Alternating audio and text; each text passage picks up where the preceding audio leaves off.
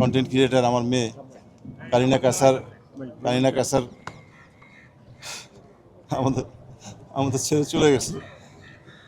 এবং আপনারা সবসময় নিউজ করেছেন সে যখন ভর্তি হইল 5 তারিখ যখন এবারকারে ভর্তি হইল তখন ডে 1-এ টেস্ট করে যখন জানা গেল যে she is been affected by hepatitis A এবং ই, তার মানে এই এ এবং এর চিকিৎসা বাংলাদেশে নাই।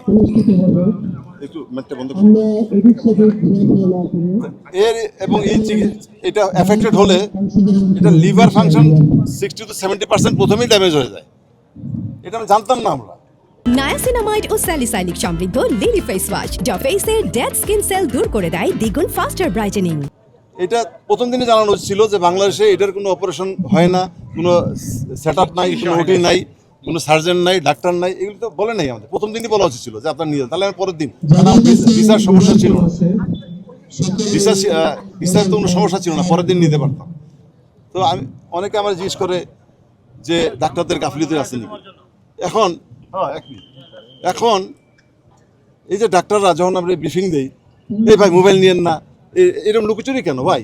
মোবাইল বা ক্যামেরা নিলে অসুবিধা কি? আমি কি ট্রিটমেন্ট করতেছি, একটা রোগী কি অবস্থায় আছে, এটা জানার রাইট তো সবাই আছে, আপনাদের আছে, আমার আছে, সবাই আছে। তারা কি বলে ব্রিফিংটা দেয়, দেওয়ার পরে বলে যে ভিডিও করেন না, আমাদের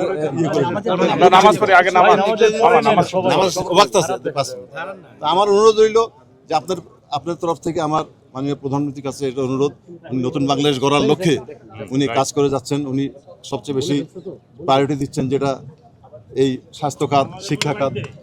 এই যে স্বাস্থ্য খাতে এটা বেশি ইয়ে লাগে না, এই সেট আপটা করতে বেশি খরচ লাগে না, অথচ এই সেট করার জন্য বিগত কোনো সরকারই এটা করেনি।